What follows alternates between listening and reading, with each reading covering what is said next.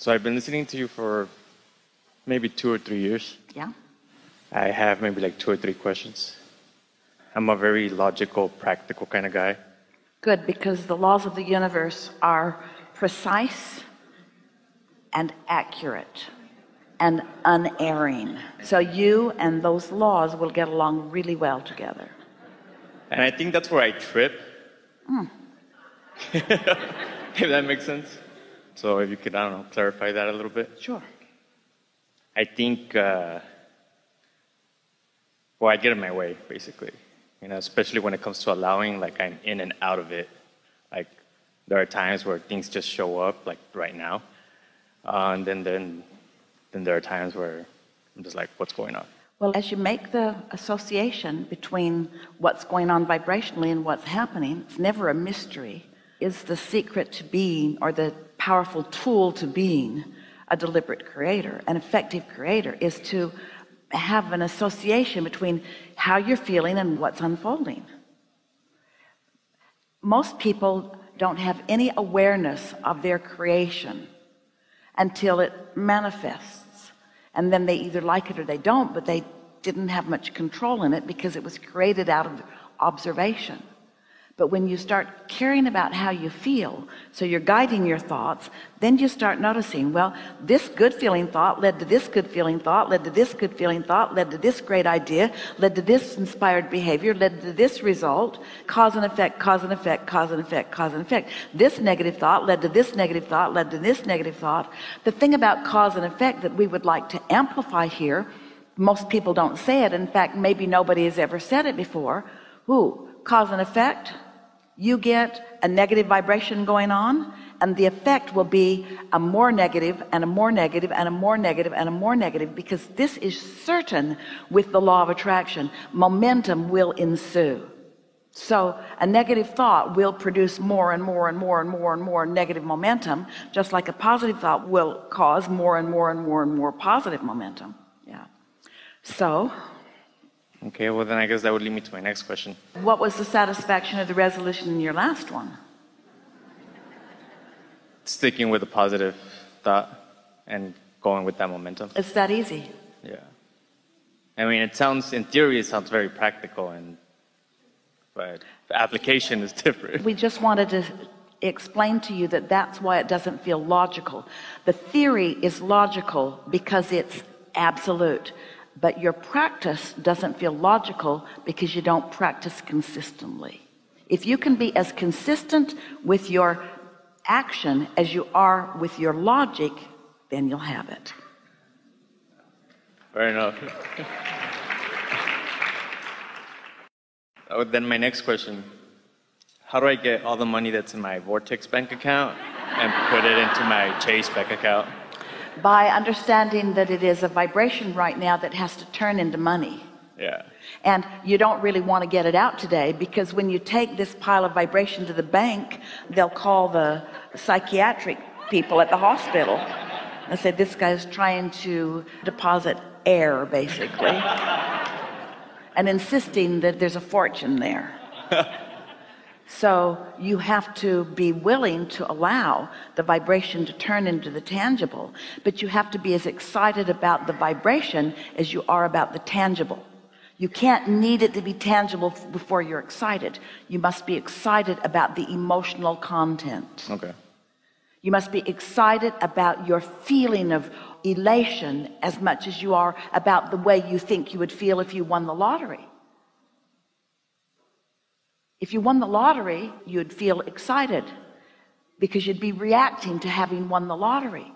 We want you to get out ahead of winning the lottery and feel excited about your vibrational escrow, and then you'll win the lottery. If I'm understanding correctly, I should be excited before all that money comes into my reality. You have to be a vibrational match to the money. And if you don't feel happy about the money, it can't come. If you feel sad that it hasn't come yet, you're a match to it not coming yet. So it continues to not come yet, because that's the vibration you're practicing. So people say, so I'll just get overextended on all my credit cards. Is that the answer? Well, if debt feels like abundance, then go for it. Okay. My last question is, I just started a coffee business. I've been at it probably for like the last year, more or less, putting it together. I heard one of your recordings, and you said, well, the thing that stood out to me the most was, what's the next logical step?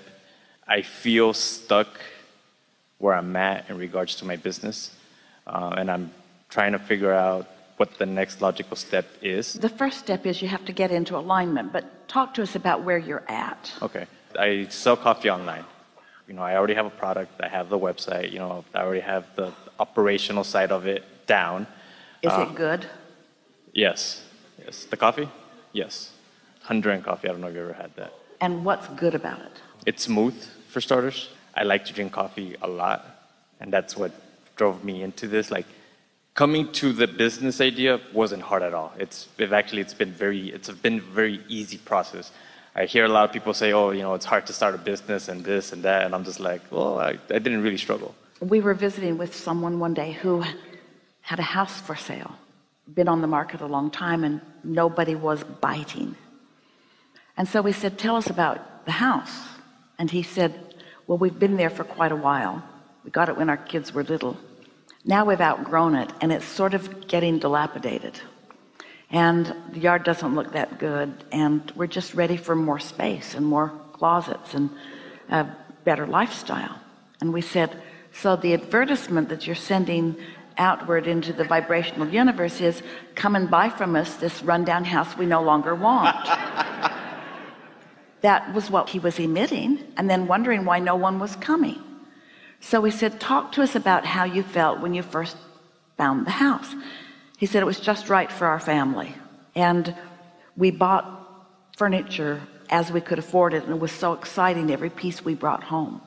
And every weekend we would go buy another tree or another bush or another plant, and we would plant it together.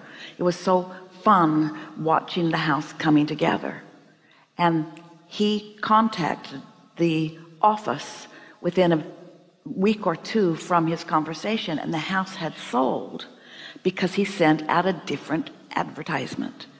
He said, come and buy this house that's just right for you, a house that your small family can grow into, a house that you can improve just in the way you want it to improve. The universe is responding to your vibration. And so that's why we're asking you. Earlier, did you hear us say that every business, every empire is created completely 99.9999999 before the first coffee bean is purchased or marketed? It's happening in your vibration, but you have to keep yourself renewed to your own dream, because reality, as a dream is unfolding, sometimes doesn't look like the dream you dreamed. And if you let reality distract you from your dream, then your dream will take a backseat to the reality that you're living. And so what is will continue to be your profit margin. Do you want your profit margin from this week's sales, or do you want it from your dream?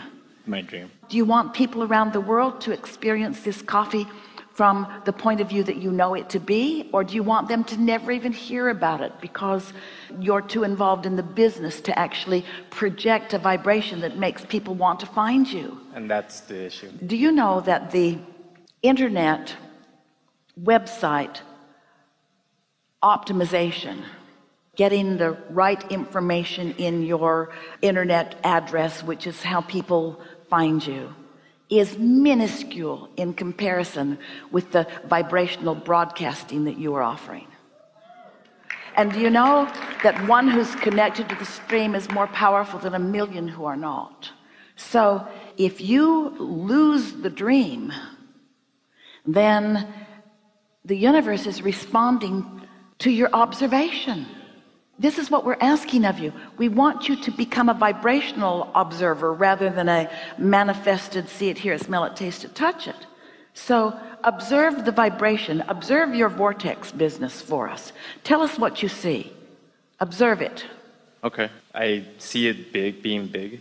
I want to scale it to a ridiculous size. Is all the coffee that you can buy at the grocery store or wherever people buy coffee, is it all smooth like that, or is this uniquely smooth? It's uniquely smooth. The reason I got into it, honestly, is because I like to fish a lot, and bad coffee sucks. Well, here's the thing. You don't have to sell people on buying things that taste good, do you? No. In other words, would you send an advertisement that says, I've got this coffee and it's not good, but here's the address, and I'll send you all you want? Well, I mean, I got tired of drinking bad coffee. That's what really put me into it. So clean it up a little bit. I prefer good coffee. I believe most people do. I think most people can discern the difference. I don't think it's a big sales job. When people taste it and like it, they want it. In other words, isn't your pitch and our pitch the same pitch? Yeah. Gravitate toward what feels good. Gravitate toward, in your case, what tastes good, therefore feels good. Is your business more than one way of looking at it? When you look at the product, is there any resistance? When you look at the current profit, is there resistance? Yes. So why wouldn't you just look at the product? Why would you look at the thing that causes resistance? We'll tell you why. Because humans think that's how they get things done. We find a problem, and then we focus upon the problem, and we meditate over the problem. And if we strain and struggle long enough and hard enough, then the solution will come. That's not logical. That's not logical. I have a product, a really good product. I knew it was a good product the moment that I interfaced personally with this product. It was so good, I thought, man, everybody would really like this. I would like to make this available to more people. If it's good, as you say, and it is, and people who drink coffee want good coffee, and they do, then what's not logical? What's not logical? So you came here with a problem and forgot about your problem during the 2 hours that happened before you came into the hot seat. And then you were inspired to the conversation that will bring you some sales. Esther's all over it. And I appreciate that. Good idea. That's how it happens. In this situation, it was a thought turning to a thing rather quickly. And if you weren't ready for it, it would not have been. But isn't that how it works? And isn't that logical? And don't you want to eliminate the idea that things are illogical when they are always logical? Yeah. Isn't there a logical path to everything that you want? Yeah. There's just finding it. Yeah. Well, the logical path, see, it feels not logical. When you ask a question to which you don't know the answer, you introduce resistance into the equation. So when you say, how's it going to come? When's it going to come? Where's it going to come from? Who's going to be involved? Since you don't have specific answers to those specific questions, then you introduce resistance to the equation. But when you talk about what you want and why you want it, I want a robust business. Why? Because it's fun to thrive, and because I am a born entrepreneur, and because I have a product that's really good, and because it uplifts me, and I know that it will uplift others, and because it was a really good idea, and because I felt drawn to it in a powerful way. That's what I want and why I want it. Hardly ever resistance there.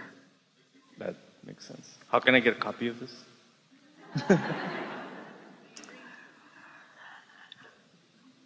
Well, it's gone.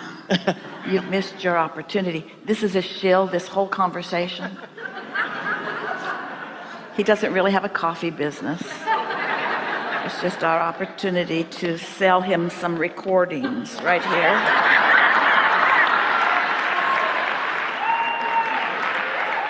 Thank you. I appreciate it. Enough? Yes.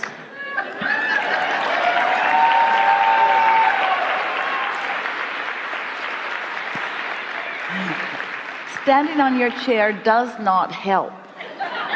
Standing on your feet does help. It usually doesn't. Don't ever do that again.